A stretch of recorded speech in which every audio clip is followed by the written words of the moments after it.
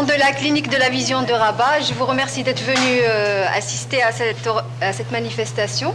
Donc, je remercie l'équipe de Métrovision, en particulier Monsieur Jacques Charlier, directeur de Métrovision France, et donc Monsieur Sébastien, responsable de Métrovision chargé de l'Afrique en particulier. Je les remercie de leur présence et de leur aide précieuse pour organiser cette manifestation.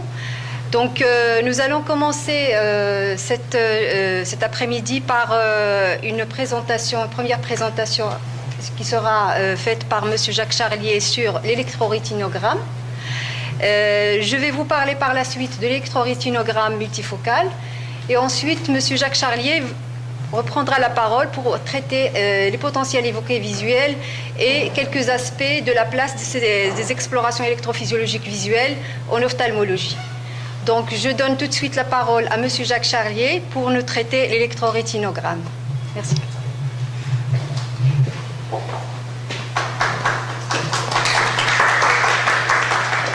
Merci, docteur Lamarie. Je voudrais remercier la clinique de la vision pour cette invitation. Je dois avouer que je suis un peu désolé de l'affirmer, mais c'est ma première visite au Maroc. Et donc, j'ai découvert le Maroc avec intérêt. C'est un pays où je reviendrai, certainement. Alors, pour rentrer dans le vif du sujet, l'électrophysiologie de la vision en 2017, on va commencer par les bases. Donc vous savez qu'il y a des signaux électriques associés à tous les mécanismes du corps humain, électroencéphalogramme et j'en passe. Et par rapport à la vision, on a plusieurs signaux qui vont nous intéresser, qui sont générés soit par la rétine, soit par le cortex visuel. Il faut savoir que ce qu'on peut enregistrer avec des électrodes de surface, c'est des sources qui sont à proximité des électrodes. Donc on ne pourra pas aller étudier ce qui se trouve en profondeur, mais seulement ce qui se trouve à proximité des électrodes. Alors, ce qu'il faut savoir également, c'est que ça fonctionne un peu comme un circuit, comme une pile et un circuit électrique. Donc quand si vous considérez par exemple la rétine, qui est une source de courant électrique, ce courant étant généré par le métabolisme de la rétine ou étant généré par des stimulations visuelles, ce courant va se propager, si je peux avoir le pointeur, au travers de l'œil et revenir, vous avez un circuit, revenir par les tissus qui entourent l'œil. Et on va recueillir cette activité à l'aide d'électrodes qu'on va placer soit à l'apex cornéen, soit à proximité de l'œil. Mais ce qu'il faut savoir, c'est que les potentiels électriques qu'on va mesurer dépendent non seulement de la rétine, mais aussi de la conductivité des tissus. Et donc, si vous avez, par exemple, un œil dans lequel vous avez injecté de l'huile silicone, vous aurez un signal qui sera atténué, non pas parce que les sources sont altérées, mais parce que l'huile silicone ne conduit pas bien l'électricité. Alors, première application de l'électrorétinogramme, c'est la capacité de cet examen de nous donner des réponses spécifiques du système de vision nocturne, basé sur les bâtonnets, et du système de vision diurne, basé sur les cônes. Alors, comment arrive-t-on à faire cela? Eh bien, c'est relativement simple. On va utiliser les propriétés physiologiques de ces différents photorécepteurs. Donc, comme vous le savez, on a un très grand nombre de bâtonnets, beaucoup plus nombreux que les cônes. Alors, la sensibilité des bâtonnets, elle, est très élevée. Donc, si vous envoyez un stimulus visuel, un flash, vous aurez une réponse qui sera dominée par les bâtonnets, en raison de leur nombre et de leur haute sensibilité. Sauf que si vous augmentez l'intensité, la réponse des bâtonnets sature à un moment, elle n'augmente plus. Et donc, ça veut dire que si vous avez un stimulus très intense, ça sera plutôt les cônes qui répondront. Donc, on a toute une série de propriétés là qu'on va utiliser, mais il y a quand même quelque chose de très important aujourd'hui, c'est qu'il y a un standard international. Et donc, le standard international utilise certaines de ces propriétés, mais pas toutes. Donc, je vais vous exposer le standard international, à savoir quand même que dans certaines situations, l'examen de l'enfant, par exemple, on va adapter le protocole pour gagner du temps, aller plus vite, être plus fiable. Alors, Le protocole international, il va fonctionner de la façon suivante. On va mettre le patient dans une ambiance obscure. Quand je dis obscure, c'est vraiment le noir. Donc une salle bien obscure. J'ai beaucoup insisté là-dessus ces derniers jours. Et après, alors, j'ai dit 6 à 20 minutes. Si vous voulez faire des publications dans les grandes revues, ça sera 20 minutes. Si vous voulez faire de la clinique courante, en général, 6 minutes, c'est suffisant. Au bout de 6 minutes, les bâtonnets ont atteint une sensibilité optimale. Et donc, si vous avez un flash pas trop lumineux, vous aurez une réponse qui sera dominée par les bâtonnets et qui ressemble à ça. Un peu plus tardivement, on va envoyer un stimulus beaucoup plus intense, toujours dans des conditions d'obscurité. Et là, on va mettre en jeu à la fois les cônes et les bâtonnets. C'est la réponse mixte qui a cette tête-là, vous voyez, ici en bas. Et donc, grosso modo, si vous preniez cette réponse et vous soustrayez celle-là, eh bien, vous auriez la réponse des bâtonnets, on pourrait dire. Des cônes, pardon. Deuxième partie de l'examen, on va placer le patient dans une ambiance diurne, donc un éclairage ambiant. Et sur cette ambiance, on va envoyer des flashs de lumière. Et comme cette ambiance lumineuse va saturer les bâtonnets, la réponse qu'on obtiendra sera une réponse des cônes. Mais il peut y avoir un petit souci, c'est que si votre patient n'est pas bien dilaté, ses pupilles, s'il y a une cataracte, à ce moment-là, il y aura moins de lumière qui va arriver sur la rétine. Et donc, on n'est pas toujours bien sûr, dans ces cas-là, d'avoir saturé les bâtonnets. Et donc, on a une deuxième condition que l'on ajoute à ça, c'est le RG flicker. En stimulant rapidement, on sait que les bâtonnets ne sont pas capables de répondre très vite. Donc, en stimulant à une vitesse de 30 flashs par seconde, on a une réponse cette fois-ci des cônes également. Un deuxième type de réponse. Le seul problème de cette réponse-là, on verra par la suite, c'est qu'on peut mesurer une amplitude, mais on ne peut plus avoir ce qu'on appelle l'onde A et l'onde B. On ne peut plus avoir l'onde A, on a uniquement l'onde B. Donc c'est quand même limité. Et donc voici le rapport standard dit ICEV avec une première partie haute sur ma représentation où vous avez les examens réalisés en conditions scotopiques. À gauche, la réponse des bâtonnets. Ici, la réponse mixte. Et en bas, les réponses dans le contexte photopique. Réponse au flash et réponse au flicker. Donc des exemples. Une dystrophie des cônes. Eh bien, vous avez une réponse satisfaisante au niveau des bâtonnets.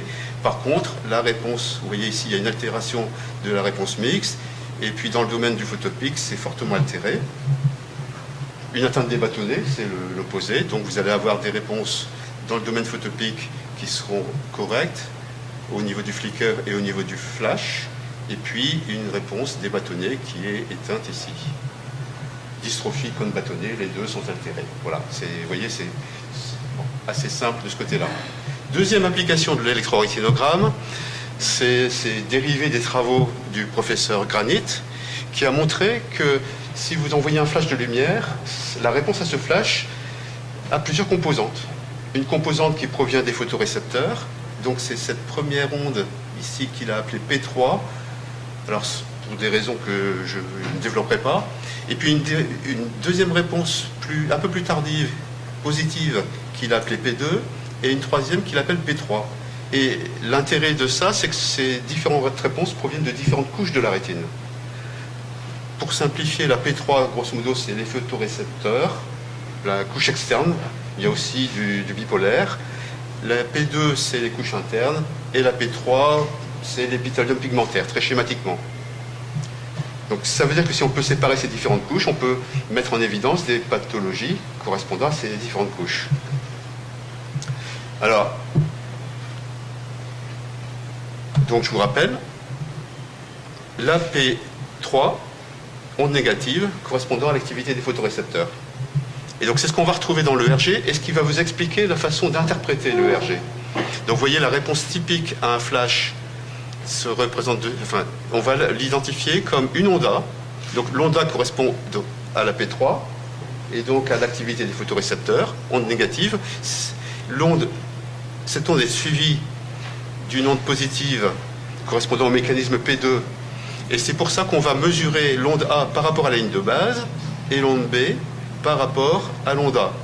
Donc le rapport qui est fourni et qui est calculé automatiquement par les appareils, c'est une onde A, son amplitude, éventuellement son temps de culmination, qu'on appelle aussi temps implicite, et il est assez inapproprié d'utiliser le terme latence, parce que la latence, ça serait le début de l'onde, c'est pas le pic. Et la deuxième mesure, c'est donc l'amplitude de l'onde B, qu'on mesure par rapport à A. Donc un sujet normal, typiquement on aurait cette réponse-là, à savoir quand même, je ne l'ai pas expliqué dans le détail, que la forme dépend de l'intensité de la stimulation.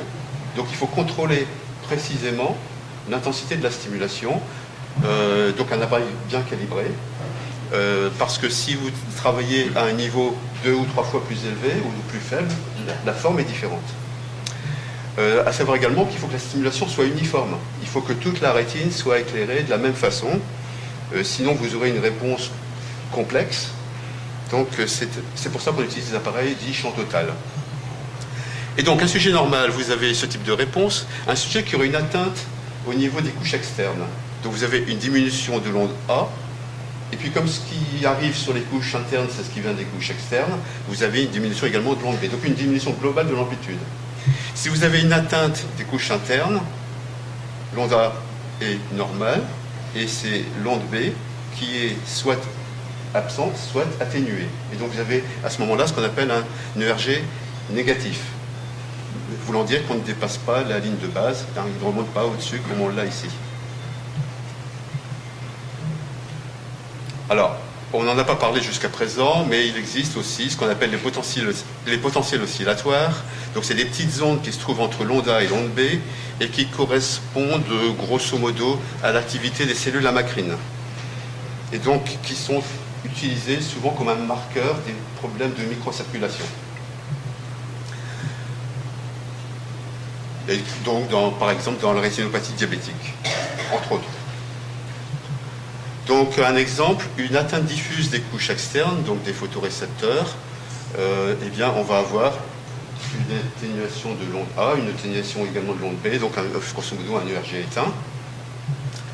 Une atteinte de la couche externe peut venir aussi de la partie de la rétine qui est vascularisée par les choriocapillaires.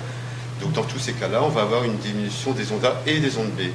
Et c'est ce qui arrive également dans un certain nombre d'intoxications, mais généralement, dans les stades précoces de ces intoxications, l'atteinte est localisée.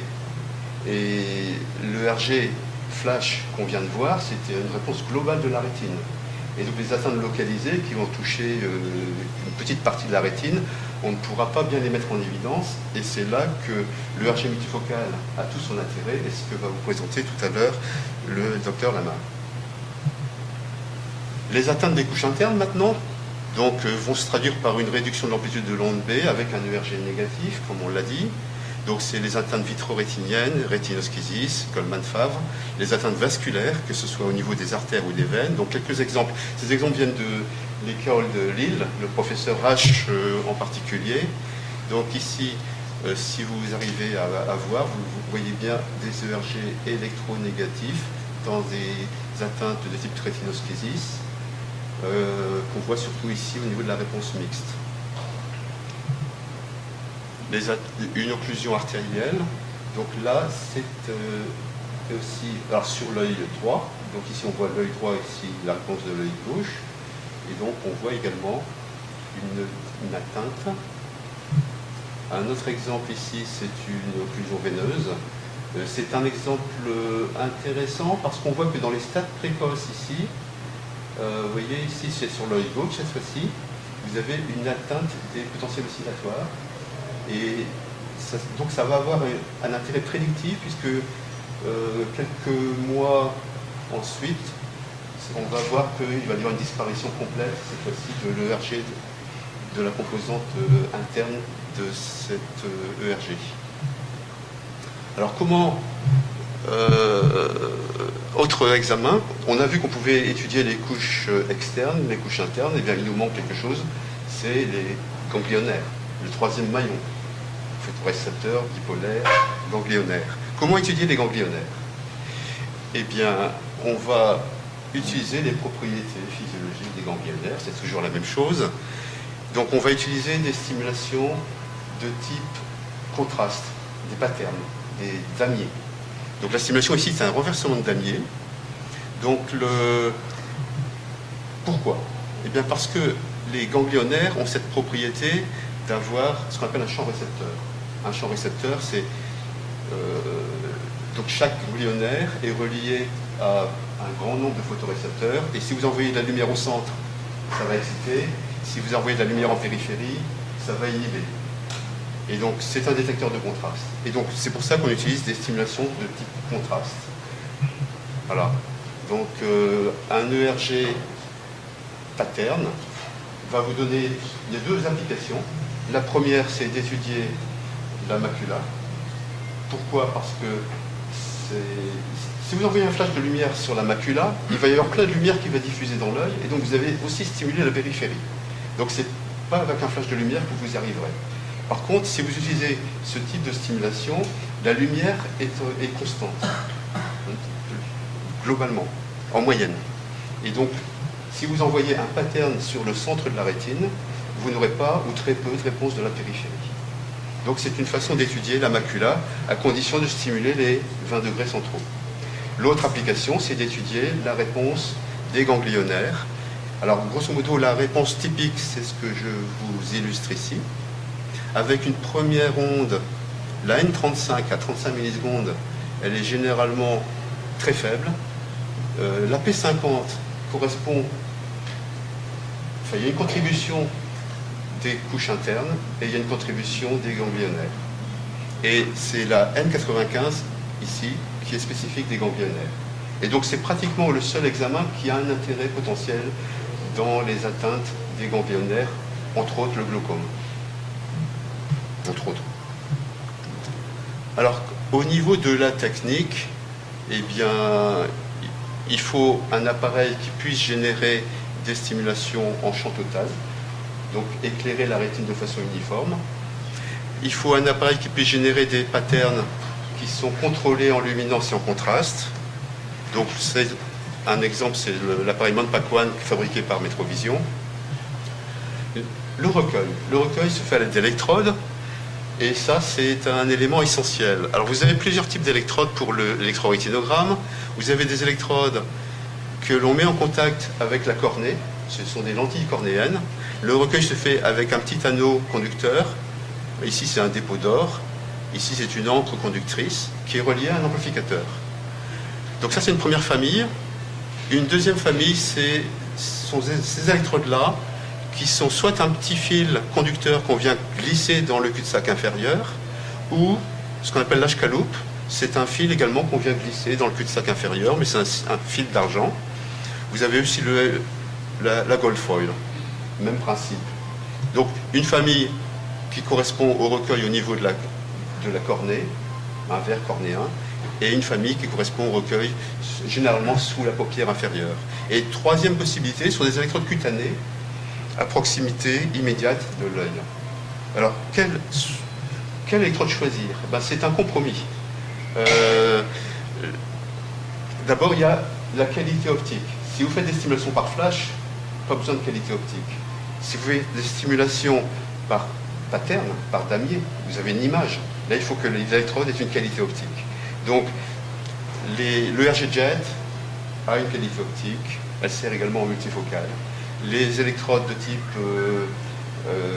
H-K-loop qui sont placées dans le cul-de-sac inférieur ne sont pas sur l'axe visuel, donc elles ne gênent pas la qualité de l'image.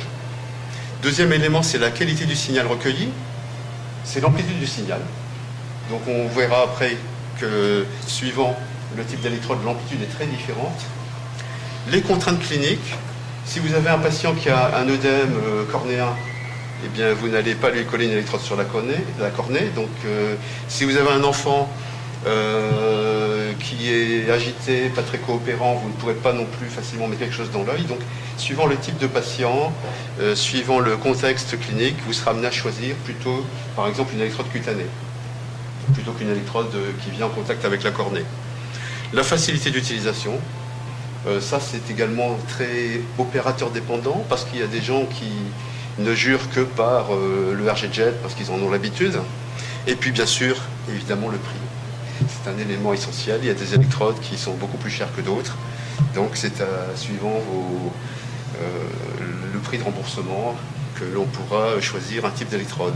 Donc ça, pour vous illustrer les amplitudes, si vous avez une électrode en contact avec la cornée, vous avez une amplitude ici de l'ordre de 150 microvolts. Bon, ça dépend de la dilatation de la pupille, par exemple. Si vous utilisez une électrode de type DTL, l'amplitude sera moitié, grosso modo. Alors, et si vous utilisez une électrode cutanée, ça sera 1/5 de l'amplitude. Donc, vous voyez, si on veut vraiment quantifier de façon précise dans une pathologie qui est déjà évoluée, on privilégiera une électrode en contact avec la cornée.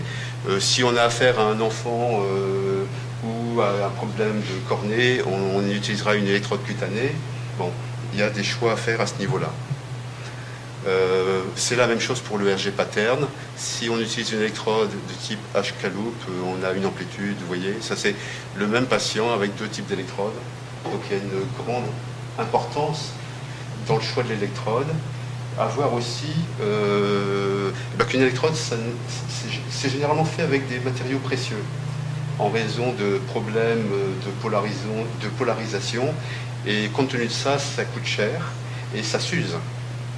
Et donc une électrode, eh bien, ça doit faut faire très attention, et quand elles ne sont plus en bon état, les remplacer. Alors, j'espère que je suis dans les temps. Voilà, pour vous dire que l'électrorétinographie et toutes les techniques d'électrophysiologie ont énormément évolué depuis les années 80, où c'était réservé à des laboratoires très sophistiqués.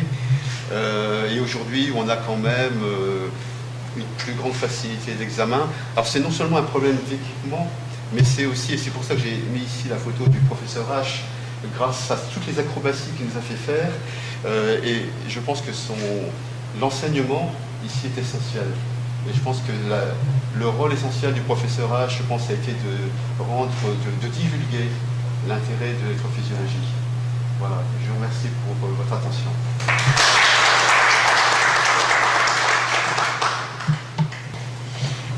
Merci, Monsieur Charlier. Donc, je ne sais pas si vous voulez s'il y a des questions en particulier par rapport à la présentation, ou vous préférez qu'on enchaîne et puis on laissera la discussion pour après. S'il y a des questions. Donc, on enchaîne tout de suite.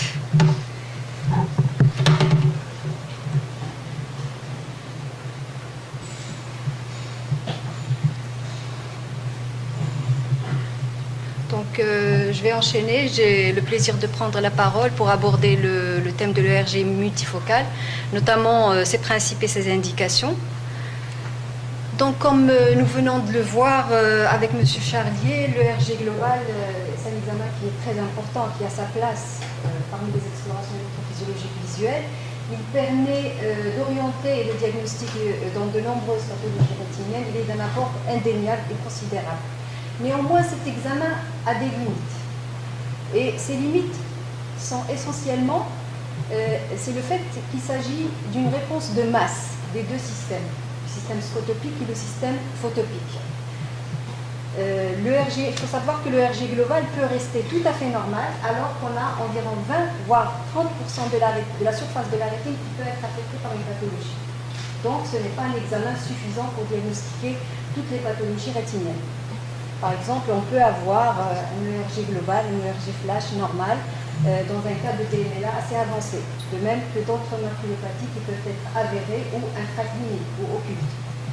D'où l'importance, quand on analyse les résultats d'un examen électrophysiologique d'une manière générale, et de l'ERG global en particulier, de faire une confrontation, une corrélation absolue avec les données de l'examen clinique et aussi des autres explorations, qu'elles soient imagerie ou exploration fonctionnelle. L'intérêt justement de cette technique qui est l'électrorétinogramme multifocal, c'est un examen, c'est une technique qui a été mise au point dans les années 90, en 92 par Sutter et collaborateurs. Donc cette technique justement essaye de pallier aux limites de l'électrorétinogramme global Et son avantage, c'est de pouvoir repérer des zones rétiniennes du pôle postérieur qui présentent des réponses d'amplitude diminuée par rapport aux zones voisines.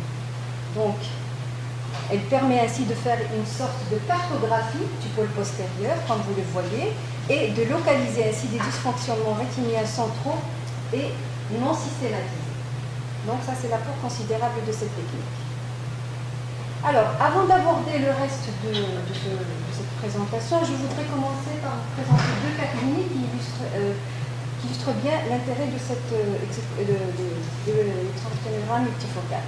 Le premier cas, il s'agit d'un jeune homme de 38 ans, sans antécédents particuliers, ni personnels ni familiaux, et qui consulte pour une baisse de l'acuité visuelle survenue récemment d'après le patient et d'après les renseignements cliniques, et dont la meilleure acuité visuelle corrigée au niveau de l'œil droit, justement, est à 4 dixièmes.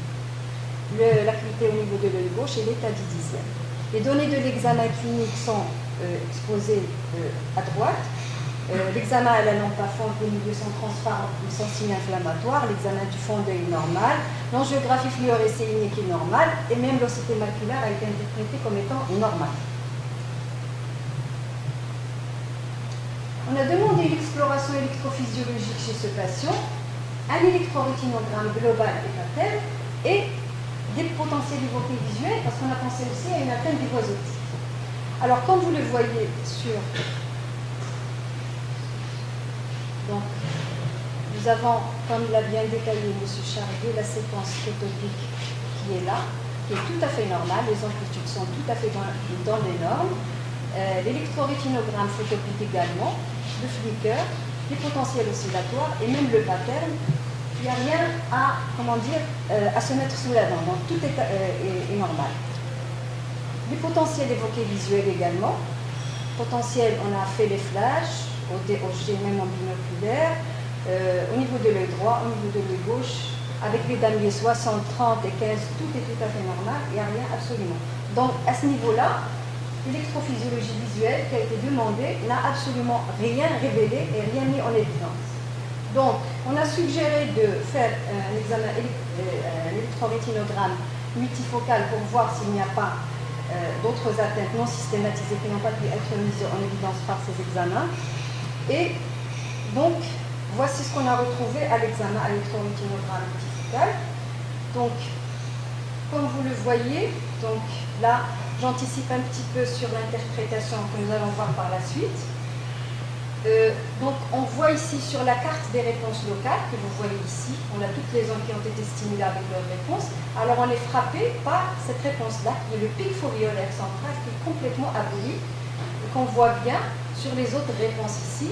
Donc, on voit effectivement le pic foveolaire qui n'existe pas, très bas, et les amplitudes des ondes N1, P1, tout ce que vous voyez ici en rouge, c'est en dehors des normes. Ça ressemble un petit peu à l'interprétation de l'OCT, etc.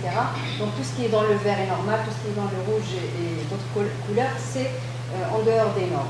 Et là aussi, sur la représentation 3D, la carte 3D des amplitudes de l'onde P1, on voit qu'il y a ce qu'on appelle un trou, donc il n'y a pas de pic foveolaire.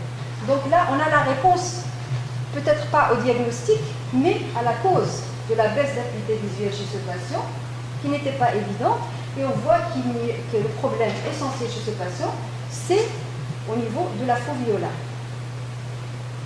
L'examen de l'œil droit est tout à fait normal, vous voyez que tous les indicateurs sont au vert. Le fait qu'on ait retrouvé cet élément au niveau de l'ERG multifocal de l'œil droit a incité à revoir l'OCT maculaire.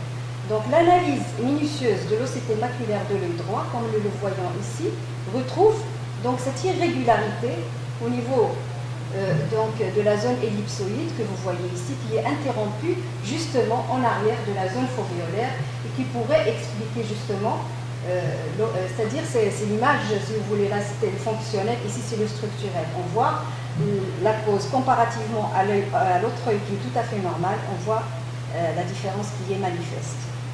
Donc, si l'on veut récapituler un petit peu ce cas clinique, donc chez ce jeune homme Aucun antécédent de les acuités visuelles de l'œil droit, tous les examens étaient normaux, sauf l'erreur génitofocale qui a montré donc la pardon.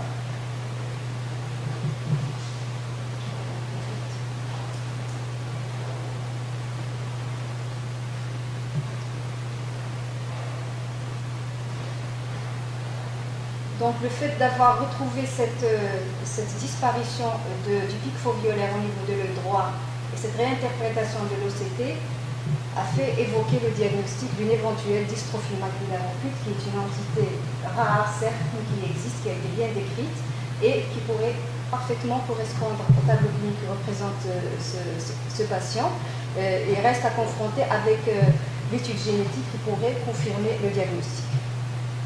Le deuxième cas. Il s'agit d'une femme âgée de 44 ans, traitée pour un lupus érythémateux systémique par de l'amivacine, c'est de la chloroquine, à la dose de 300 mg par jour pendant une durée de 10 ans. Cette patiente est adressée chez son ophtalmo, chez un confrère ophtalmo pour des examens ophtalmologiques dans le cadre du dépistage d'une rétinopathie aux antipaludéennes de synthèse. L'examen ophtalmologique a révélé donc une acuité visuelle à 10/10 au niveau des deux yeux. L'examen ophtalmologique, tout à fait normal, il n'y a absolument aucune image au niveau de la macula en particulier. Le fond d'œil, donc normal. Là, on a demandé aussi un examen de la vision des couleurs, comme vous le voyez, parfaitement normal. Un 15U qui est tout à fait normal. Une exploration électrophysiologique, donc un électrorétinogramme de l'ovale, flash, qui montre donc ce qu'on a vu tout à l'heure, des séquences, des réponses qui sont tout à fait normales dans le système scotopique et dans le système photopique, et même l'électrorétinogramme d'Amier, vous voyez ici, qui est tout à fait normal. On a demandé aussi un électrooculogramme pour étudier l'épithélium pigmentaire rétinien, et les réponses sont tout à fait normales. Donc jusqu'ici, on pourrait répondre et dire que l'électrophysiologie visuelle chez cette patiente ne montre pas d'altération, la vision des couleurs est normale, donc il n'y a pas de signe d'intoxication à l'amivacine, ce qui est complètement faux parce que l'électrorétinogramme multifocal montre notamment au niveau de l'œil gauche un début d'atteinte, donc périfoveolaire, assez caractéristique d'une intoxication donc à l'amivacine, vu la durée du traitement et vu aussi la dose que prenait la patiente. Donc, il s'agit bien d'un stade préclinique d'une rétinopathie à la chloroquine qui a été mis en évidence par l'électrorétinogramme multifocal. Donc, quel est le principe de l'électrorétinogramme multifocal? Donc, le principe de cet examen est de projeter sur le pôle postérieur de l'œil une matrice stimulante à l'aide d'un moniteur, une matrice stimulante avec des flashs. Donc, cette matrice est composée de petites surfaces, comme vous le voyez ici. Donc, ce sont des surfaces hexagonales et qui sont conjointes et de taille croissante du centre vers la périphérie. On peut avoir des matrices composées de plusieurs types de matrices en fonction du nombre d'hexagones qui les composent. On peut avoir 61 hexagones, 103, 243. Donc, mais ce qui est utilisé généralement, c'est les matrices à 61 hexagones, comme celle que vous voyez devant vous, parce que en général, c'est un nombre d'hexagones c'est-à-dire la durée de l'examen est d'autant plus long que le nombre d'hexagones est important. Donc, comme c'est un examen qui est très fixation dépendant, donc quand on allonge la durée de l'examen, le patient a tendance à perdre la fixation et donc à avoir un mauvais résultat pour l'interprétation. Donc ces anneaux sont disposés sous forme, ces hexagones sont disposés sous forme d'anneaux, comme vous le voyez. C'est très important de retenir cette notion d'anneau parce que nous allons voir qu'on va la retrouver dans l'interprétation.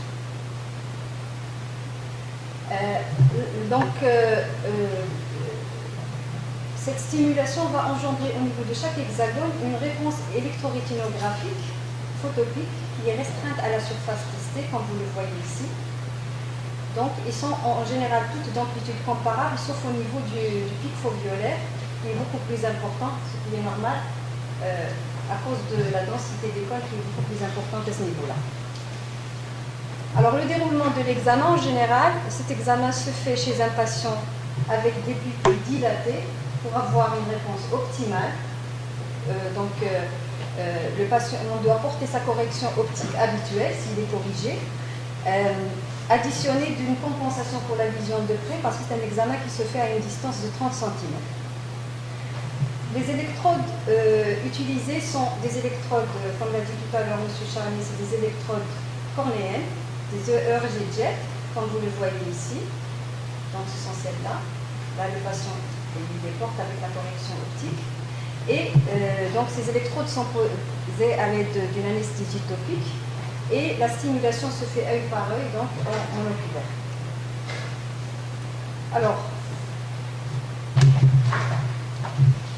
ici, l'examen se fait, donc je vais vous montrer une vidéo qui illustre un petit peu. Donc, il se fait en ambiance photobique. Donc, en général, la stimulation dure entre 5 à 7 minutes pour donc une matrice de 61 hexagones. Et si on a plus, ça peut durer jusqu'à 10-14 minutes, comme vous le voyez. Donc, chaque hexagone est stimulé par un flash intense. Et le patient doit donc garder la fixation stable et ceci est aidé par la projection d'un point de fixation. J'ai une autre vidéo qui illustre bien le point de fixation. Donc on voit ici de façon plus nette la stimulation. Donc vous voyez les flashs répétés dans le temps. Donc en général, il y a des petites phases de 15 à 30 secondes pendant lesquelles le sujet ne doit pas cligner, suivi de petites pauses. Ensuite, la stimulation reprend et le sujet doit absolument garder sa fixation stable sur le point rouge que vous voyez ici.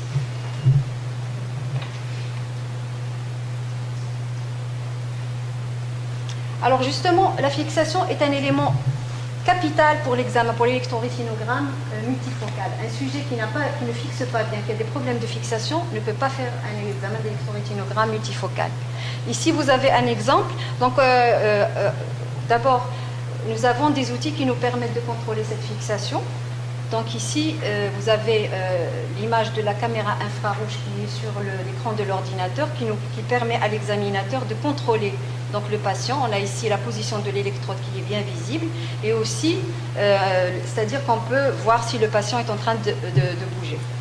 Et aussi, donc ici, on a un exemple de patient, donc de résultat où le patient n'a pas du tout fixé, donc de très mauvaise fixation.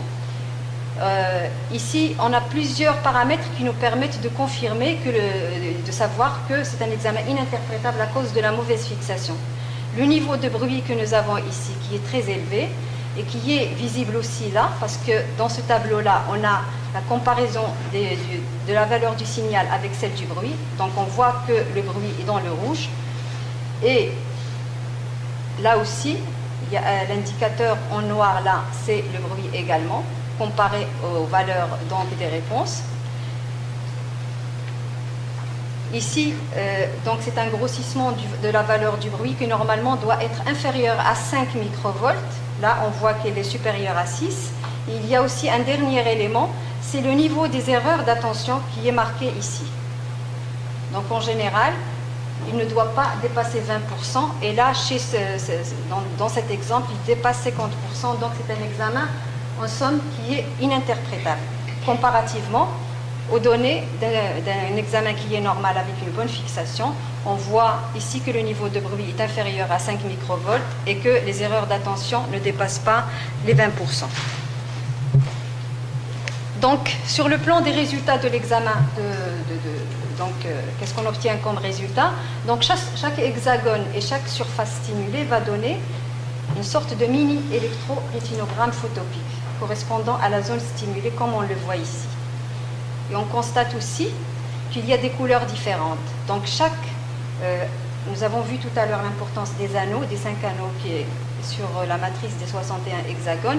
Donc chaque anneau est affecté d'une couleur différente. Nous avons le pic foveolaire avec le rouge, la zone des 2 à 5 degrés avec le vert, les 5 à 10 degrés avec le jaune les 10 à 15 degrés avec le bleu et au-delà avec le gris. Donc quand on a, nous allons voir donc dans la page des résultats finaux, pour le résultat final, à quoi ça va servir.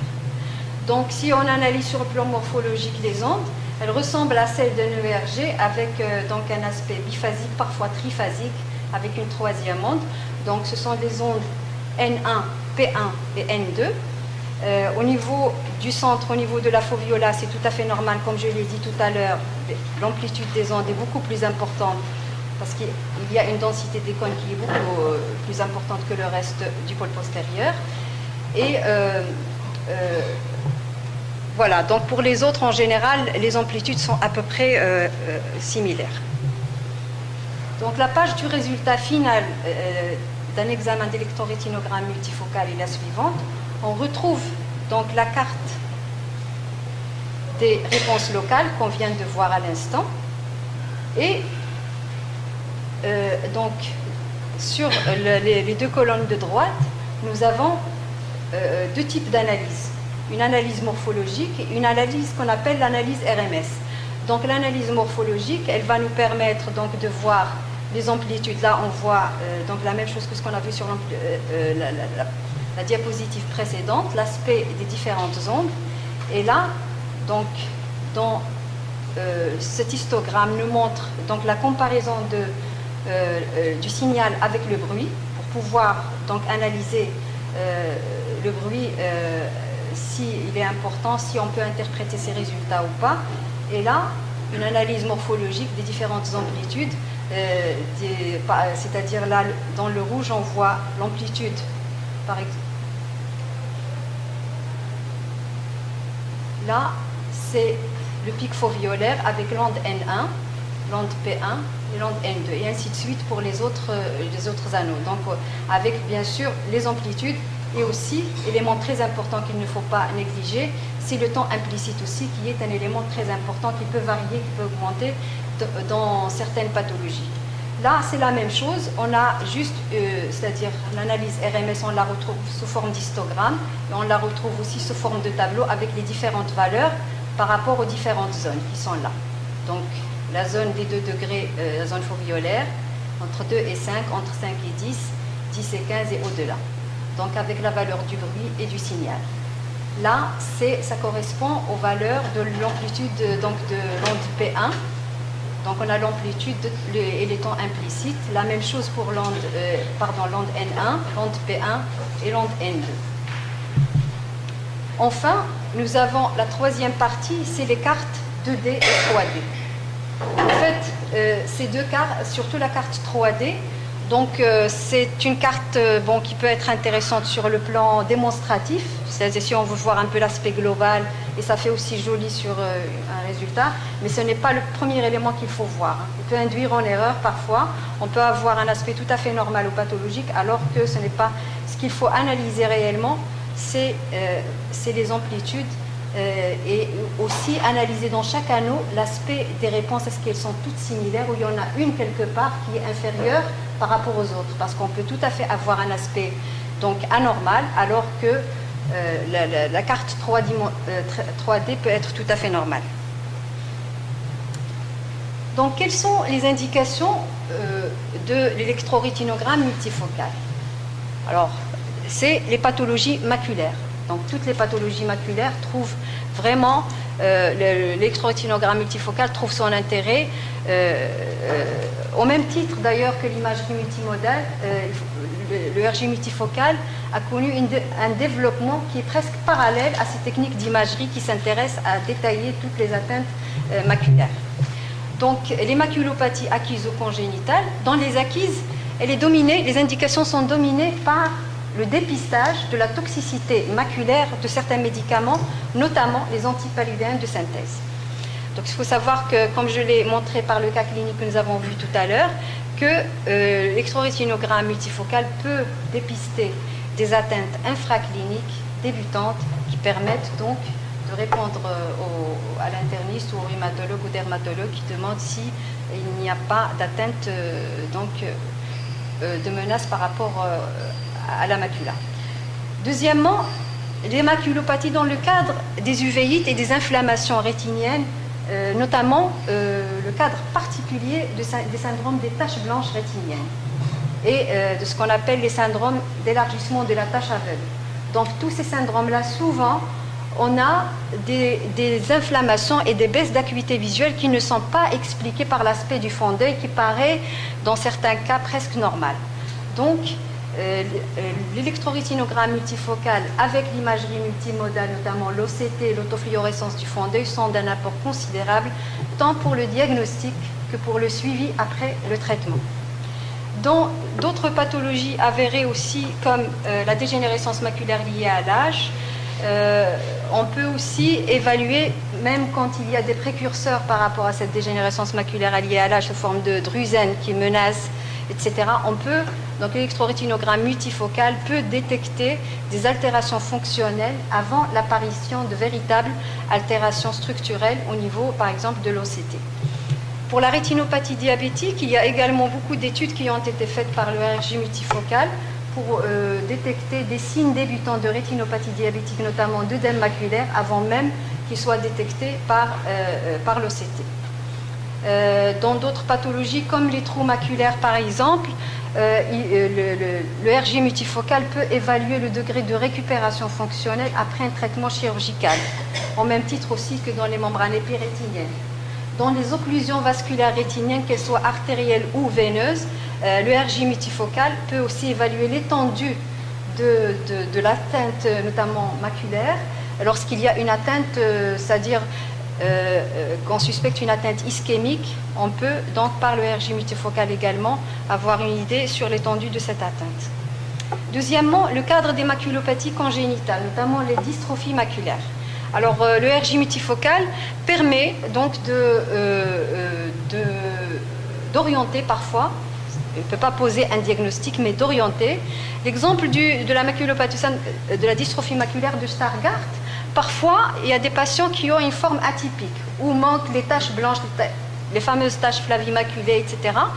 Et on a une baisse d'acuité visuelle, des antécédents familiaux, mais le patient ne présente pas un aspect typique. Et on a du mal à faire la différence entre, par exemple, une dystrophie des cônes ou une maladie de Stargardt. Donc, le RG multifocal permet parfois de trancher. Dans la dystrophie des cônes, on a en général, même à l'ERG flash, on a une atteinte de tout le système photopique, donc avec une altération du système photopique qui est globale, alors que dans le Stargardt, normalement, l'atteinte elle est restreinte à l'aire maculaire, en périfoviolaire, et là, c'est le RG multifocal qui permet de mettre en évidence cette atteinte. Dans l'exemple que j'ai cité au début, dans le premier cas clinique, le cadre des dystrophies maculaires occultes aussi, donc le RG multifocal, c'est l'outil du diagnostic, donc c'est un outil qui est très important. Dans le cadre des dystrophies Conrod et Rod-Cone dystrophie, ou ce qui était classiquement connu sous le terme des rétinopathies pigmentaires, donc le RG multifocal permet d'évaluer le résidu photopique, c'est-à-dire l'aire maculaire qui reste encore fonctionnelle lorsque tout le système, toute la rétine périphérique est altérée, et ainsi de suite. Donc, je ne vais pas m'attarder sur toutes les dystrophies, mais toutes les dystrophies maculaires donc, sont des indications d'évaluation par l'électrorétinogramme multifocal. J'ai réservé deux plaques pour le dépistage, c'est-à-dire la place de l'électrorétinogramme multifocal dans le dépistage de la rétinopathie aux antipaludéennes de synthèse, donc à la chloroquine, à l'hydroxychloroquine. Donc, comme vous le savez tous, c'est un traitement qui est réservé à certaines maladies comme le lupus, la polyarthrite rhumatoïde, d'autres maladies inflammatoires et dermatologiques. Cette rétinopathie a une prévalence globale qui est très variable. Elle est variable en fonction des séries, en fonction des moyens utilisés pour la dépister, en fonction des critères aussi de diagnostic de cette... Donc elle peut varier de 0,5 jusqu'à 7,5% dans certaines séries.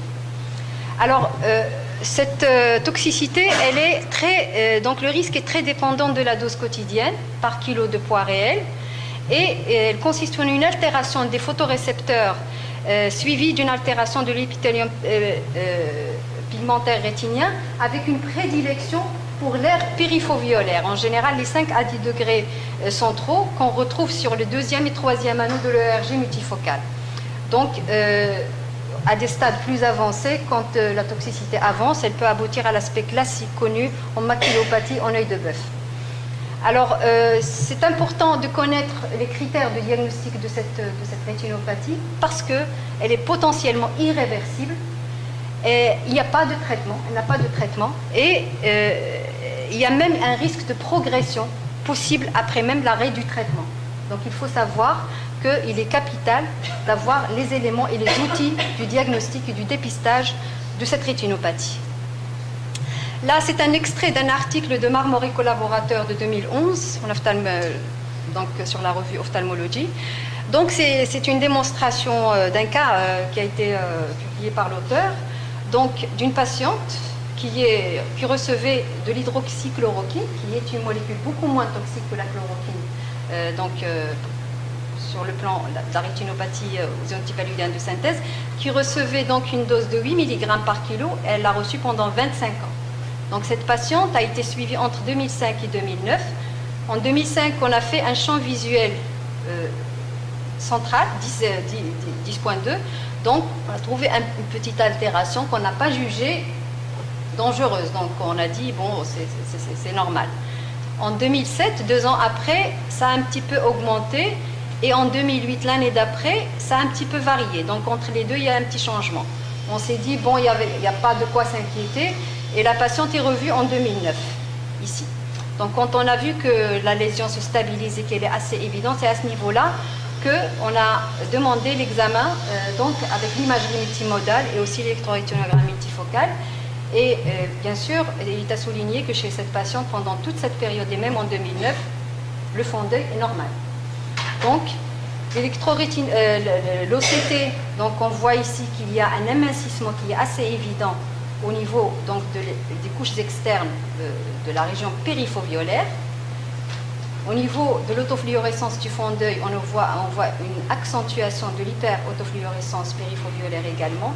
Et au même site, on retrouve sur l'électrorétinogramme multifocal, ce qui est souligné en pointillé, la diminution de façon vraiment très localisée, donc des diminutions des amplitudes de l'ERG multifocal.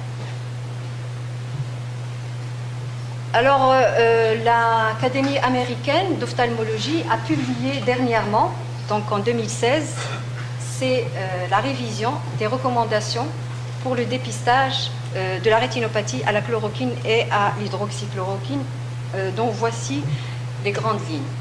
Donc, d'abord, quels sont les risques et les facteurs de risque importants pour la rétinopathie toxique aux antipaludéens de synthèse?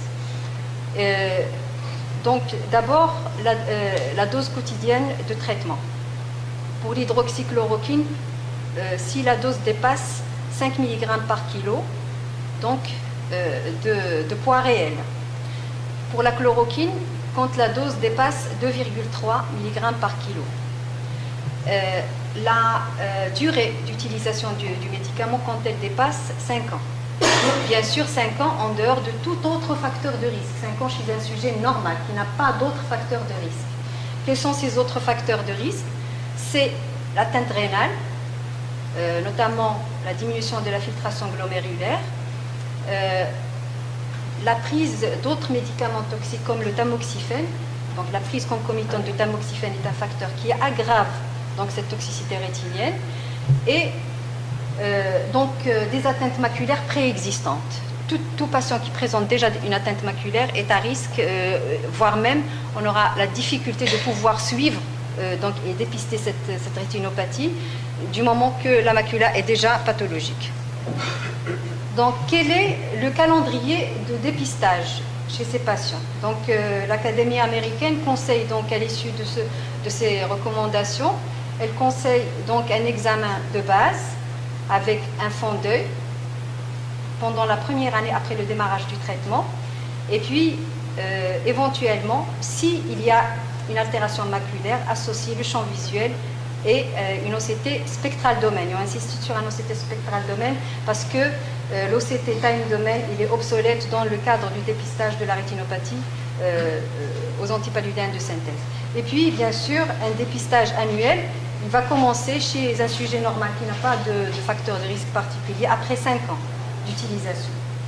Donc, après 5 ans, il faut faire un dépistage annuel et, bien sûr, beaucoup plus rapproché s'il y a des facteurs de risque importants. Quels sont les examens maintenant? C'est le plus important. Quels sont les examens qui sont conseillés chez ces patients? Le premier, donc, c'est le champ visuel, l'OCT spectral domaine, l'électrorétinogramme multifocal et l'autofluorescence du fond d'œil. Il y a d'autres examens qui commencent maintenant à entrer en ligne de compte aussi dans le dépistage.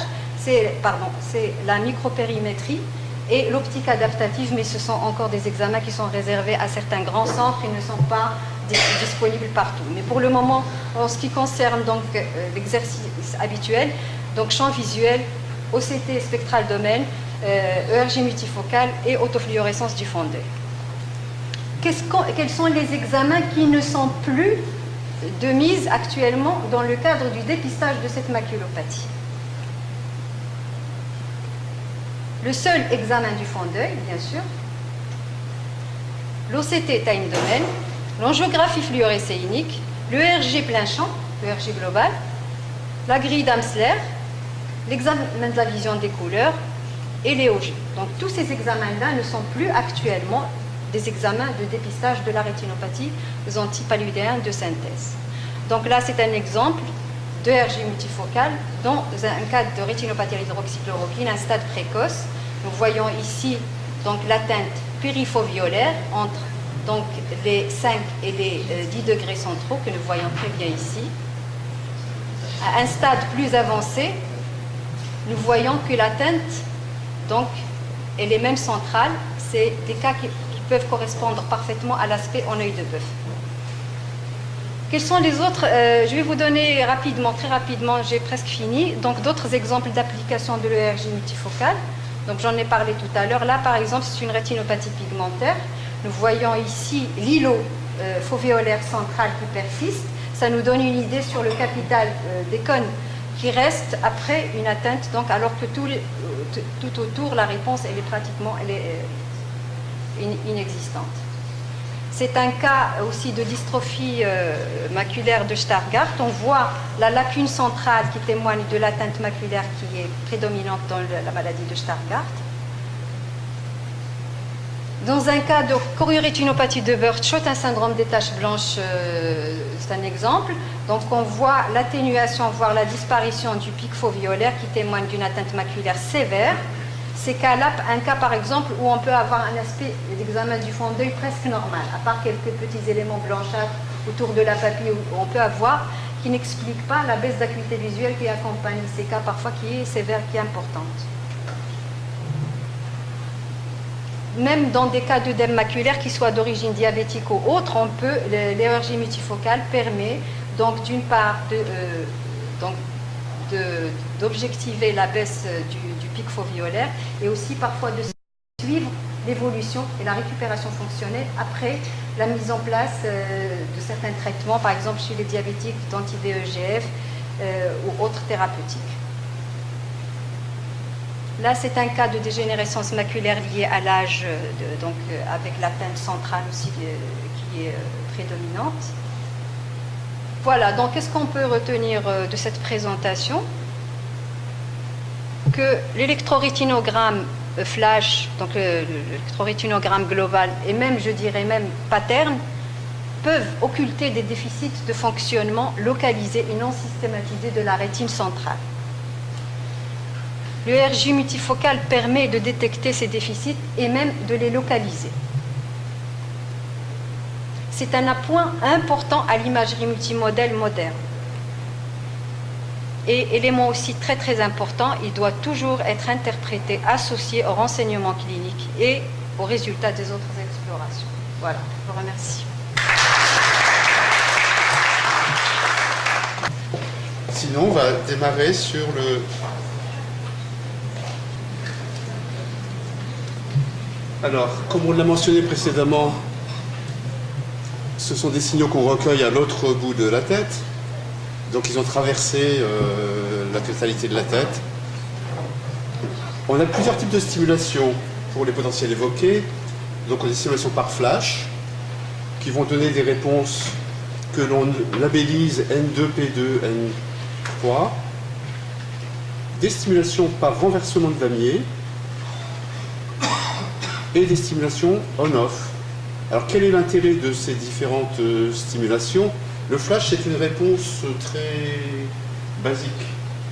Tout ce que ça nous indique, c'est que quelque chose arrive au niveau du cortex. Donc pas très intéressant, sauf dans des cas où on ne peut pas faire le damier, où on n'a pas de réponse au damier. Le damier, c'est très intéressant, si on peut l'obtenir, parce que ça nous donne une mesure du temps de transfert entre la rétine et le cortex visuel. Autant le flash a une morphologie très variable d'un individu à l'autre, ce qui fait son manque d'intérêt dans le détail, autant le pattern, lui, a une réponse, une morphologie très reproductible. Et enfin, le damier on-off, donc l'apparition d'un damier sur un fond qui doit avoir la même luminance, c'est beaucoup moins utilisé, mais il y a des applications telles que les enfants qui ont un nystagmus ou les patients les simulateurs. Pourquoi? Parce que comme la présentation est brève, il est assez difficile. D'abord, elle est moins perturbée par les mouvements oculaires, donc c'est le cas des enfants qui ont un nystagmus, et aussi, il est plus difficile de tricher. Plus difficile de tricher parce que un ERG, un potentiel évoqué par renversement de damier, certains patients arrivent à défocaliser, alors qu'une stimulation brève, c'est plus difficile. Le potentiel évoqué par damier permet d'avoir une certaine estimation de l'acuité visuelle en faisant varier la taille du damier. Les petits damiers permettant de correspondre à une acuité visuelle plus élevée. C'est pas tout à fait vrai en fait. Je pense qu'il faut plus rapprocher le potentiel évoqué par pattern de la mesure de sensibilité au contraste que de la mesure de l'acuité. Pourquoi? Parce que c'est ce qui est illustré. Taille angulaire permettent de tester la partie centrale de la macula, alors que les damiers de grande taille maculaire permettent de tester la totalité de la macula. Très important, c'est la position des électrodes. Et on en a beaucoup parlé pendant les démonstrations qu'on a faites récemment. Donc il faut impérativement se repérer par rapport à la morphologie de la tête, par rapport aux nasions et à l'ignons, et en particulier chez les enfants qui ont des têtes plus petites que chez les adultes.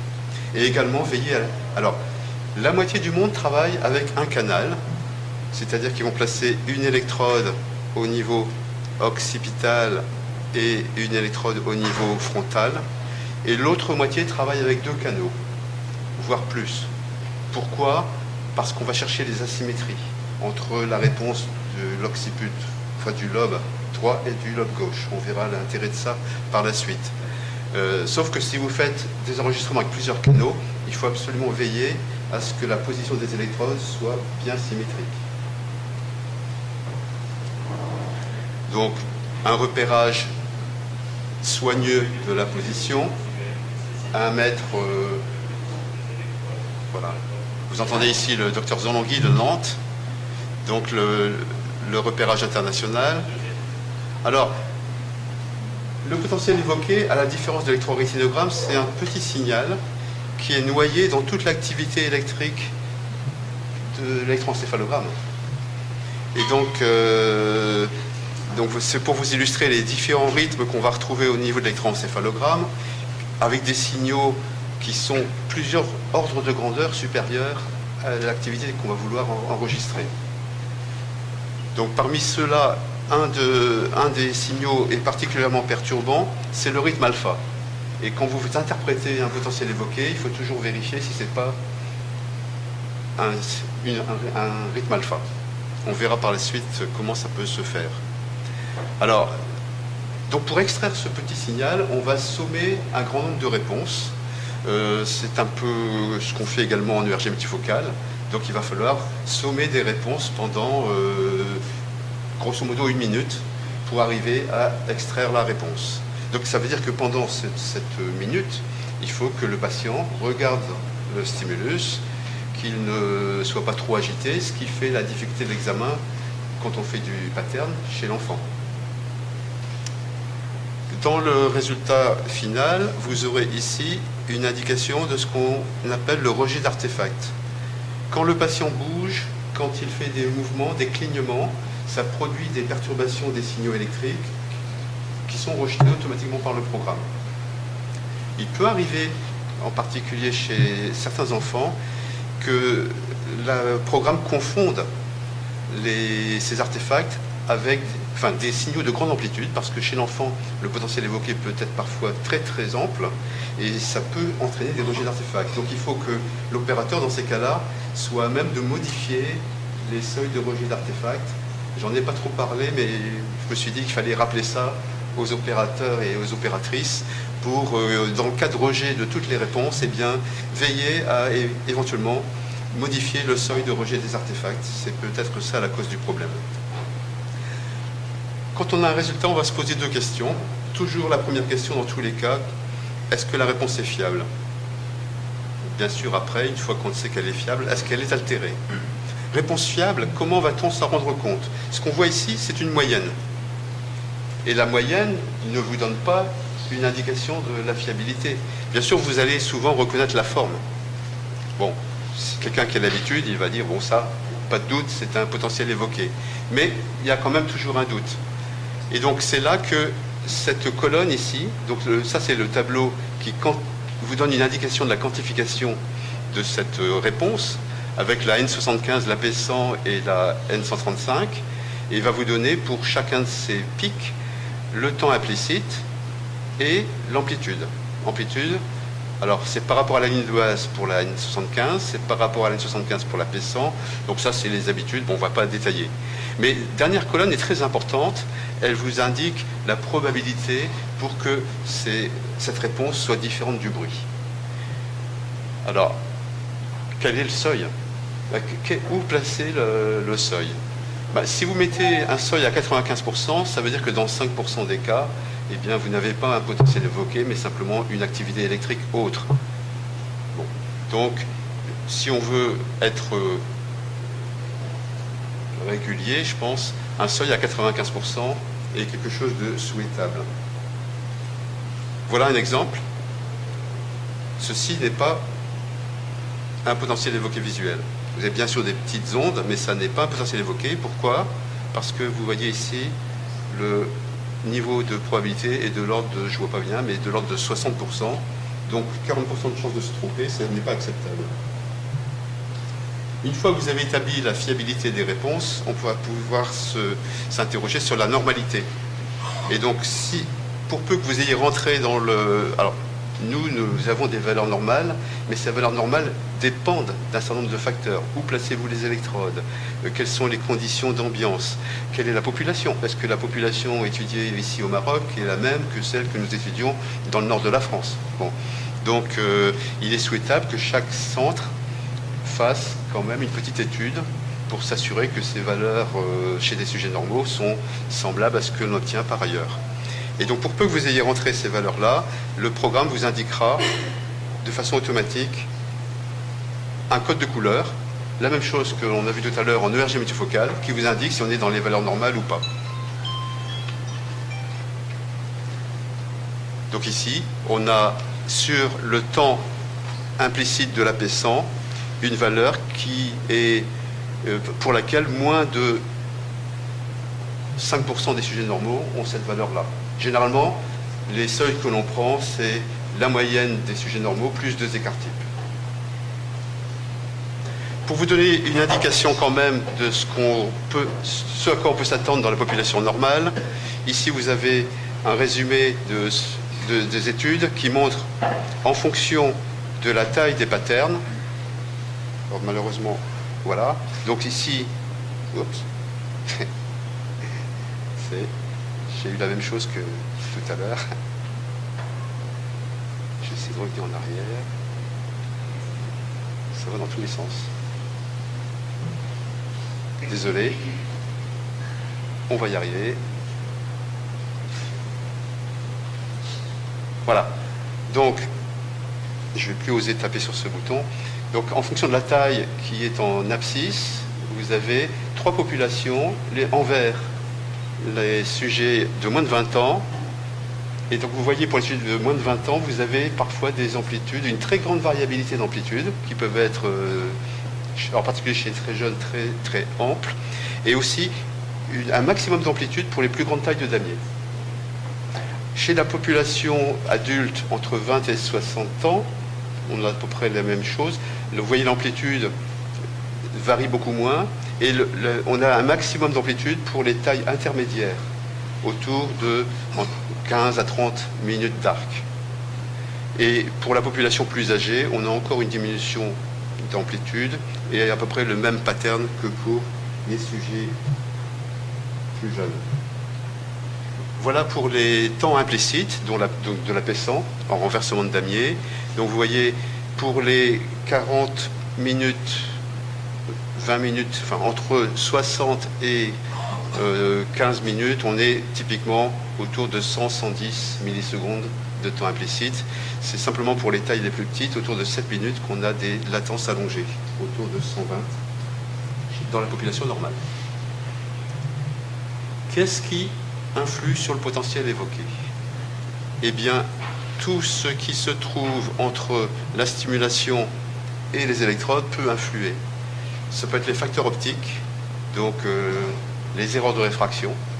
Il faut corriger la réfraction pour la distance d'examen, 1 mètre. La transparence des milieux, bien sûr. Les pathologies de la rétine centrale, la macula. Les pathologies du nerf optique, les pathologies du chiasma et bien sûr le cortex visuel.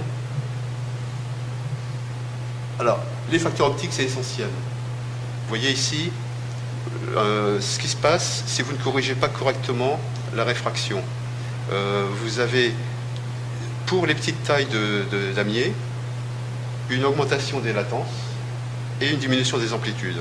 Alors, à partir de 30 minutes, ça a beaucoup moins d'influence, mais pour les tailles inférieures, c'est très important. Ce qui veut dire que si vous ne corrigez pas bien la réfraction, vous risquez de faire une interprétation erronée en disant il a une sclérose en plaques ou quelque chose du même genre. En cas d'atteinte de la macula, vous avez plusieurs types de possibilités, une augmentation des temps implicites, une réduction d'amplitude, et donc il faut absolument éliminer cette cause pour pouvoir dire qu'il y a une atteinte du nerf optique. En règle générale, quand même, quelque chose qui est intéressant, c'est que l'acuité visuelle est atteinte de la même façon que le potentiel évoqué dans ces cas-là. Donc, alors que ce n'est pas toujours le cas, et c'est dans les cas d'atteinte au niveau du nerf optique. Donc ça, c'est des exemples qui viennent également du professeur H, une maculopathie. Donc on voit une acuité visuelle de 6 dixièmes sur l'œil droit, 4 dixièmes sur l'œil gauche, et on voit qu'il y a à la fois une diminution d'amplitude et puis une augmentation, enfin malheureusement on ne voit pas très bien la diapositive, mais l'altération du potentiel évoqué correspond grosso modo à l'altération de l'acuité visuelle. En cas d'atteinte du nerf optique, il y a plusieurs types de patterns possibles. Vous pouvez avoir une réduction d'amplitude, et ça correspond à une perte d'axone au niveau du nerf. Ou vous pouvez avoir une augmentation du temps implicite, un retard de conduction, et ça correspond à une perte ou une absence de myélinisation. Et donc vous allez avoir à ce moment-là une augmentation des temps implicites, ce qu'on voit entre le normal et le retard, et le deuxième exemple, ou même dans certains cas, l'apparition d'une réponse bifidaire, 2 pics, sachant qu'il peut y avoir certains faisceaux lésés et d'autres pas au niveau du nerf optique, ce qui explique à ce moment-là la présence de 2 pics. Donc voici un exemple, donc un patient qui a voilà son cas clinique, donc une acuité visuelle normale, et par contre les amplitudes sont normales, et là c'est les temps qui sont augmentés.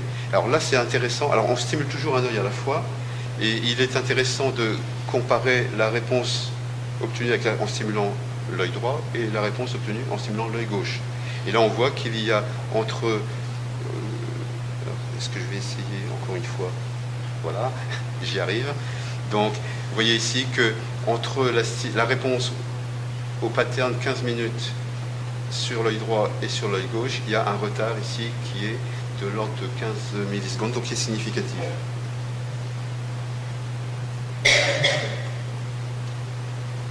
Voilà un autre exemple où on retrouve une réponse bifilaire, comme je mentionnais précédemment.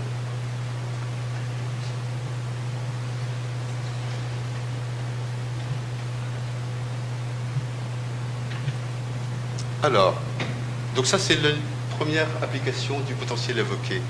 Deuxième application, c'est l'enfant, parce qu'on n'a pas beaucoup d'outils pour faire l'évaluation de l'enfant. Et comme vous le savez, il y a toute une phase de maturation durant les premiers mois de la vie. Tout est immature, en partie la rétine, mais aussi le nerf optique et aussi le cortex visuel. Et donc, mais l'enfant, comme vous le savez, c'est difficile à examiner, pas très coopérant. Les périodes d'attention sont courtes. Donc on a la possibilité chez les très jeunes enfants d'utiliser un flash portable qui permet donc de l'aborder alors qu'il est dans les bras de sa maman ou quand il est dans un landau ou même allongé sur un petit lit. On peut également, sur les enfants un peu plus âgés, utiliser des animations. Et ce qui peut être intéressant aussi, c'est la caméra supplémentaire qui permet de surveiller le comportement de l'enfant, s'assurer que... Alors, dans tous les examens, ERG multifocal, champ visuel, potentiel évoqué, vous avez la possibilité d'interrompre l'acquisition des réponses en appuyant sur la touche espace. Donc ça, c'est utile, parce que quand vous faites du potentiel évoqué, il ne faut sommer que les réponses que quand le patient est stimulé. Donc si l'enfant ou l'adulte ne regarde pas l'écran, il ne faut pas que ces réponses-là soient prises en compte, bien évidemment. Et donc utiliser dans ce cas-là la touche espace pour les éliminer. Donc pour vous illustrer ce problème de maturation, ça c'est un enfant qui a été testé, le même, à l'âge de 2 mois et à l'âge de 4 ans. Donc la maturation des potentiels évoqués, ce qui se mature le plus vite sont les flashs, puis les damiers de grande taille, puis les damiers de petite taille. Le flash sera pratiquement normal au bout de 2 ans. Par contre, les patterns de plus petite taille, il faudra attendre 5-6 ans, voire plus, pour qu'ils soient comme l'adulte. Donc vous voyez ici, ça illustre bien. Chez l'enfant, vous aurez des réponses beaucoup plus tardives. Et là, par contre, vers 4 ans, on est presque dans les limites adultes. Pour les enfants, de même que pour les patients simulateurs, c'est un peu la même problématique de sujets qui ne coopèrent pas. On a développé un programme qui permet d'obtenir des réponses beaucoup plus vite. C'est le potentiel évoqué SWEEP. Le principe, c'est de stimuler très rapidement et donc de faire une analyse dans le domaine fréquentiel en temps réel. Avec cette technique-là, on peut extraire la réponse en 1 seconde. Donc, alors ici, vous envoyez une illustration. Vous voyez ici la visualisation de la réponse en temps réel. Et comme on stimule à 12 fois par seconde, 12 Hz, on voit ici, dans le domaine fréquentiel, la réponse apparaître quand le patient garde les yeux ouverts. Voilà, vous avez un pic qui apparaît, qui correspond à la réponse potentielle évoquée. Le reste, c'est l'activité du cerveau, enfin l'électroencéphalogramme. Et ici, vous voyez le sujet qui ferme les yeux. Et en moins d'une seconde, en 1 seconde, la réponse à 12 Hz s'atténue. Par contre, si vous regardez bien, et ça c'est intéressant pour les gens qui font du PEV, qu'est-ce que vous voyez? Vous voyez apparaître une autre réponse. C'est le rythme alpha. Et dans certaines pathologies, eh bien, vous risquez d'avoir des bouffées de rythme alpha très importantes qui se trouvent à vers 8-10 Hz. Et ça peut être un risque de mauvaise interprétation du potentiel évoqué, parce que le rythme alpha, c'est un signal gigantesque, et ça peut apparaître comme un potentiel évoqué, si on ne fait pas attention. On peut faire la distinction, parce que le rythme alpha, c'est périodique, et ça se reproduit toutes les 100 millisecondes environ. Donc en regardant son tracé, en regardant la période entre les différents pics, on peut se dire, ah ben ça, c'est pas un potentiel évoqué, c'est du rythme alpha. Alors qu'est-ce qu'on fait dans ces cas-là? Il faut stimuler le patient. Donc, il faut aussi, normalement, on peut faire un enregistrement sans stimulation. s'il n'y a pas de stimulation et que vous avez quelque chose qui apparaît, ben c'est pas du potentiel évoqué, bien évidemment. Et puis, également, vous pouvez, à ce moment-là, il y a intérêt à augmenter la durée d'acquisition. Parce que ce rythme alpha, il apparaît, c'est un peu une question de chance, parce qu'il est plus ou moins synchronisé au potentiel évoqué. Donc en augmentant la durée, vous diminuez le risque de synchronisation. Et donc voilà un résultat de potentiel évoqué par balayage. Donc le principe, on va, en l'espace de 12 secondes, présenter 12 tailles de damier différentes et enregistrer les variations d'amplitude en fonction de ces tailles. Et donc ici, vous voyez la taille exprimée en minutes, son équivalent en cycle par degré, donc c'est son acuité. Et ici, vous voyez l'amplitude qui diminue. Et le programme va vous donner automatiquement l'acuité visuelle correspondante. Ça, c'est un résultat chez un bébé de 3 mois. On en a fait un il y a 2 jours chez je sais plus, c'est une petite fille, je crois, qui avait une amblyopie sur un œil, donc pas de réponse. Et sur l'autre œil, on a trouvé que l'acuité était supérieure à 0,4, à 4 dixièmes. Donc alors, cet examen a des limites. On ne peut pas, de façon fiable, mesurer des acuités supérieures à 4 dixièmes. Par contre, ça vous permet de faire la distinction entre compte les doigts et à une acuité minimale de 4 dixièmes. Donc pour les simulateurs, pour les enfants non coopérants, ça peut être intéressant. Autre application des potentiels évoqués, c'est la recherche des asymétries. Donc on a dit tout à l'heure qu'on pouvait travailler avec plusieurs électrodes. Donc qu'est-ce qu'on va faire? On va placer des électrodes vis-à-vis de chacun des lobes occipitaux. Et quel est l'intérêt de ça? C'est de chercher les atteintes qui sont soit au niveau chiasmatique, soit au niveau post-chiasmatique. C'est un peu le même raisonnement qu'en champ visuel. Alors, qu'est-ce qui se passe dans ces cas-là? Eh bien, voilà un exemple. C'est un mauvais champ visuel, hein. C'est un mauvais appareil que vous connaissez certainement, mais c'est pour vous dire que Metrovision fait aussi des appareils de champ visuel qui sont, à mon avis, meilleurs. Mais bon, c'est un appareil que vous reconnaîtrez peut-être. Donc, c'était une hémianopsie homonyme gauche. Ce patient-là, on lui a fait un potentiel évoqué visuel en recueillant sur 2 voies. Donc, ici, le lobe occipital droit. Et ici, le lobe occipital gauche, en stimulant l'œil droit et en stimulant l'œil gauche. Et qu'est-ce qu'on voit?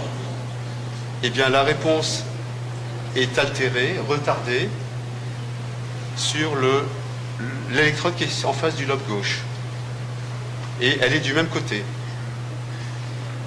Alors, grosso modo, réfléchissons un petit peu. Si je stimule l'œil droit, puis je stimule l'œil gauche, si la réponse, l'asymétrie ne change pas de côté, c'est une atteinte post-chiasmatique. Si elle change de côté, c'est une atteinte au niveau du chiasma. Voilà. Et alors, il y a comme quelque chose qui est un peu étonnant. De quel côté doit se trouver la symétrie? Là, je pousse un peu le bouchon. Eh bien, alors, si j'ai un problème sur l'hémichamp gauche, ça va se répercuter sur la rétine droite qui se projette du côté droit. Et là, j'ai vu que la réponse était sur le lobe gauche. En fait, il y a un phénomène paradoxal. C'est que, voilà, la réponse de lobe occipital droit, on la récupère sur l'électrode qui est à gauche. Pourquoi? Parce que, en fait, c'est un problème électrique. Vous avez un dipôle qui est orienté dans cette direction-là, le courant, on parlait de courant qui circule, donc il circule comme ça, et donc le maximum de potentiel est recueilli en vis-à-vis. Donc et c'est ce qu'on a trouvé ici, voilà, c'est à gauche qu'on a trouvé l'atteinte qui se trouvait dans l'hémichamp gauche. Voilà, pour vous illustrer qu'on pouvait faire des choses intéressantes en potentiel évoqué et que c'était un bon complément par rapport aux autres examens. Alors, je n'ai pas trop discuté de la place de ces examens électrophysiologiques par rapport aux autres explorations. L'ERG multifocal a des limites. C'est un examen qui ne permet d'évaluer que les cônes. Donc, c'est là que l'ERG Ganzfeld scotopique a toute sa place. Le champ visuel, tel qu'on le fait habituellement, c'est un examen aussi photopique, qui ne teste que les cônes. Donc, l'ERG en champ total, tel qu'il est fait, c'est quand même pour ça qu'il a des indications très intéressantes. L'inconvénient du champ visuel, c'est qu'il faut de la coopération, il faut fixer. On a peut-être moins de besoin de coopération quand on fait du multifocal, il suffit de fixer. On applique moins les réponses cognitives. Un autre intérêt de l'électrophysiologie, par rapport même aux techniques d'imagerie, c'est qu'on a une indication sur les temps de transmission. On n'a pas cette information-là, ni en champ visuel, ni sur les techniques d'imagerie. Donc voilà, c'est pour vous, très rapidement vous illustrer les intérêts. Et on pourrait passer quelques heures à discuter de tout ça. Voilà, merci.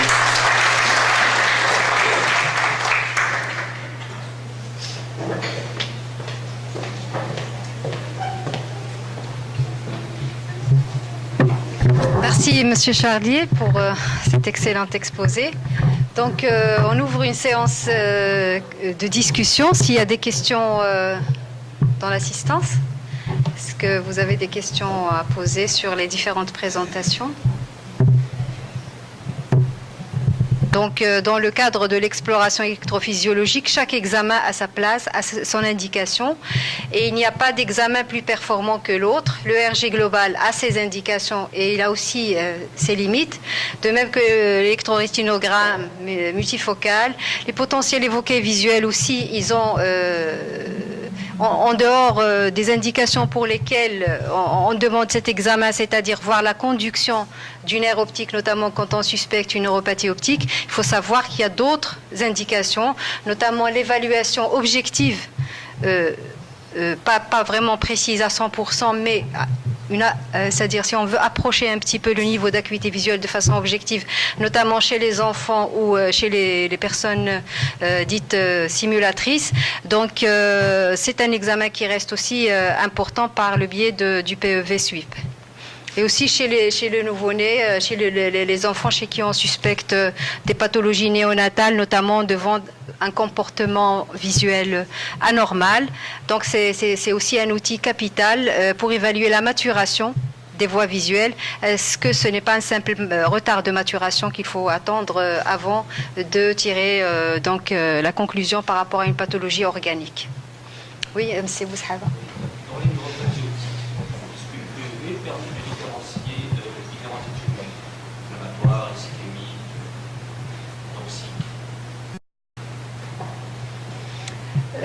En principe, il n'y a pas d'aspect spécifique, il n'y a pas de spécificité d'une atteinte. En général, comme l'a bien expliqué M. Charlier, quand on a des pathologies démyélinisantes, on a surtout des retards de transmission. Donc c'est beaucoup plus des délais, c'est-à-dire le temps de culmination, il est retardé, il est augmenté par rapport... on peut avoir des amplitudes parfois dans une neuropathie optique démyélinisante, on peut avoir une amplitude dans les limites normales, mais le diagnostic de neuropathie sera posé sur le délai, le décalage du temps implicite. Mais lorsque, bien sûr, dans les neuropathies optiques ischémiques, c'est surtout l'amplitude. L'amplitude, parce que c'est une ischémie des fibres. Lorsque les fibres sont vraiment atteintes d'une façon importante, il n'y a pas de réponse, il n'y a pas d'amplitude. Donc on peut avoir un petit retard dans le temps de culmination, mais surtout les amplitudes qui sont... Donc c'est sur cet aspect-là qu'on peut un peu faire la différence, mais il n'y a pas d'aspect vraiment spécifique d'une pathologie par rapport à une autre. On peut trouver de tout, mais c'est généralement le principe des résultats. Il y a d'autres questions? Madame Barouige? Bonjour.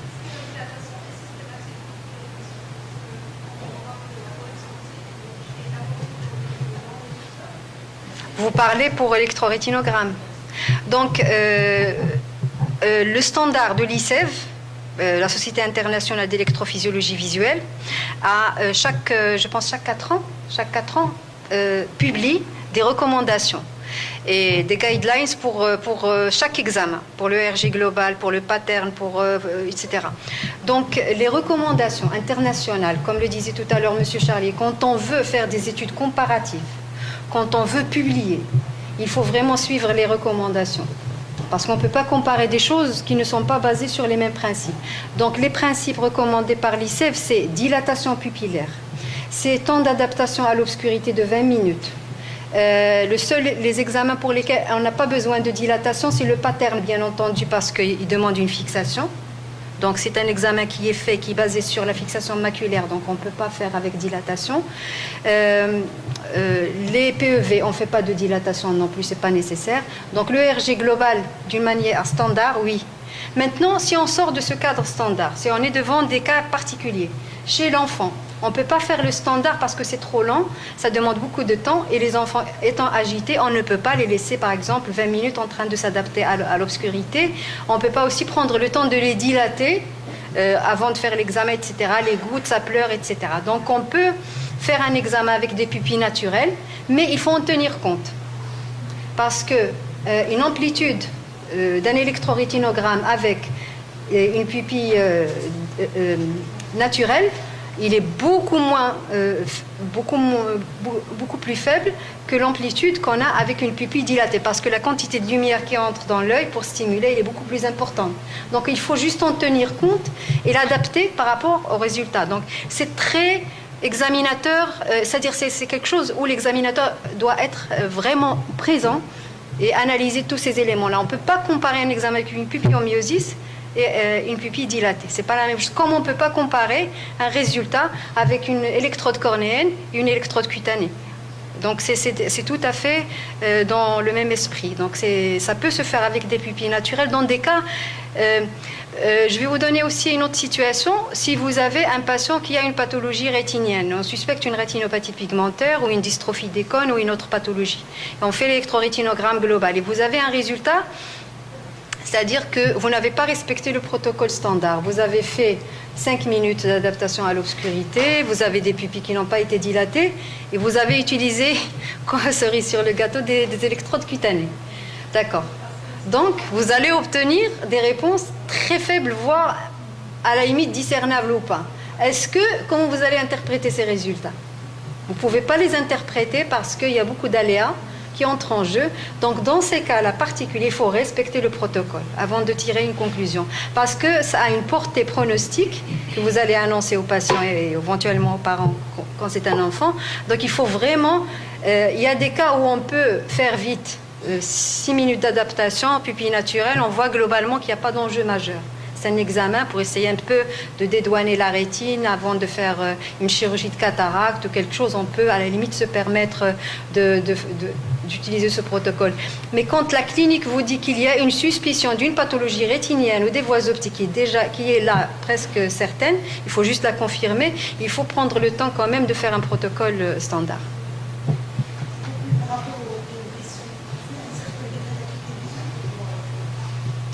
Non, justement, l'intérêt, c'est de détecter est-ce qu'il y a une acuité visuelle ou pas.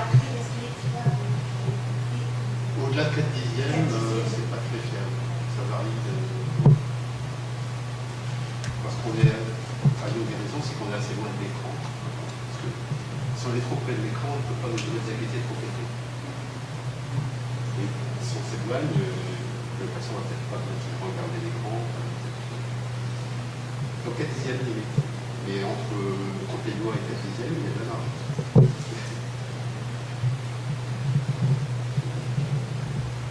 Est-ce que la traitement de l'ERG multifocal serait un examen indispensable chez tous les patients sous antipolygraphe synthèse actuellement? Il est souhaitable, il est recommandé. Il faut dire là, en réalité, ces dernières années, avec l'essor considérable que connaît actuellement l'OCT, c'est-à-dire les générations de plus en plus performantes qui détectent des... avant, dans les années, c'est-à-dire lorsque l'OCT, on avait le time domain et le début du spectral domain, on n'arrivait pas encore à détecter les atteintes initiales de la rétinopathie aux antipalidéennes de synthèse par l'OCT seul. C'était l'ERG multifocal.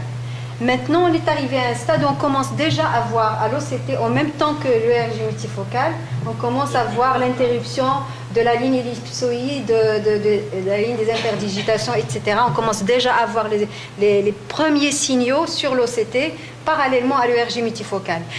Quand il est disponible, quand il existe, il est recommandé, oui.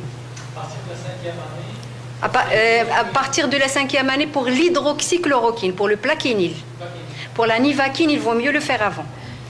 La nivaquine, elle est beaucoup plus toxique que le plaquenil. Il est conseillé de faire quand même un dépistage annuel. Comment ? Au Maroc, le plaquenil n'est pas disponible. Les patients le ramènent de France. Oui, maintenant, on leur conseille plus de le ramener de France. Il n'est pas encore commercialisé au Maroc. C'est la nivaquine qui existe encore, mais qui est presque 10 fois plus toxique que le plaquenil.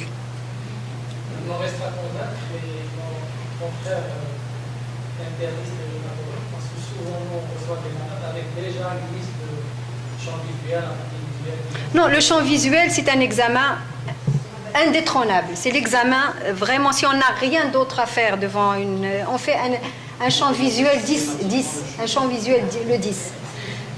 C'est parce qu'on a vu tout à l'heure sur le cas clinique, c'est le champ visuel qui a mis la puce à l'oreille, parce que là, c'est les petits points là qu'on voit de diminution de la sensibilité dans la zone centrale qui attirent l'attention qu'il y a quelque chose qui se passe avant même. Et une chose aussi qu'il faut savoir, d'après les dernières publications sur le problème de la rétinopathie aux antipalludiennes de synthèse, qu'il n'y a pas de règle. On peut avoir une personne qui prend de l'hydroxychloroquine ou même de la chloroquine pendant 30 ans, avec des doses colossales et avec une rétine impeccable. Même sur plan ERG multifocal, OCT, etc. On peut trouver quelqu'un qui prend du plaquenil pendant 4 ans avec une rétinopathie.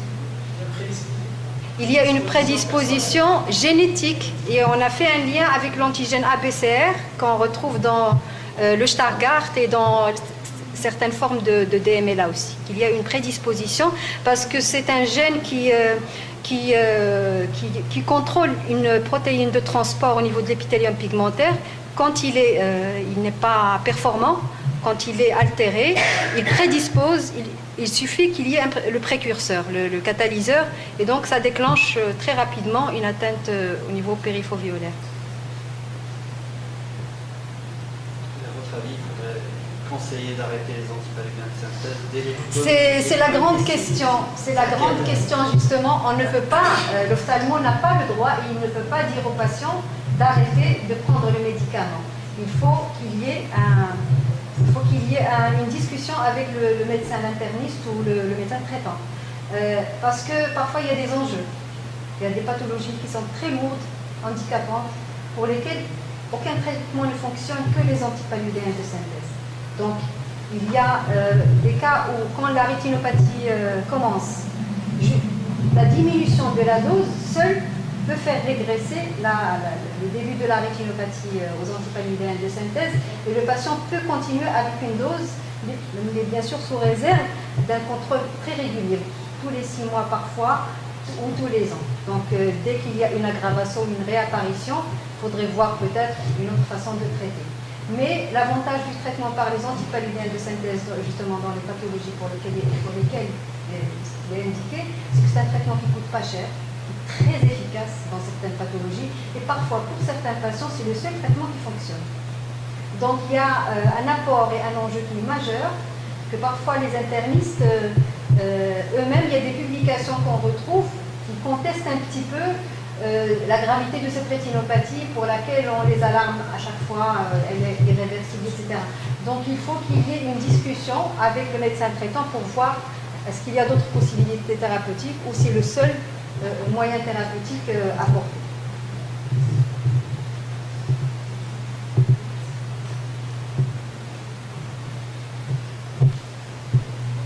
S'il n'y a pas d'autres questions, je vous remercie tous de votre présence.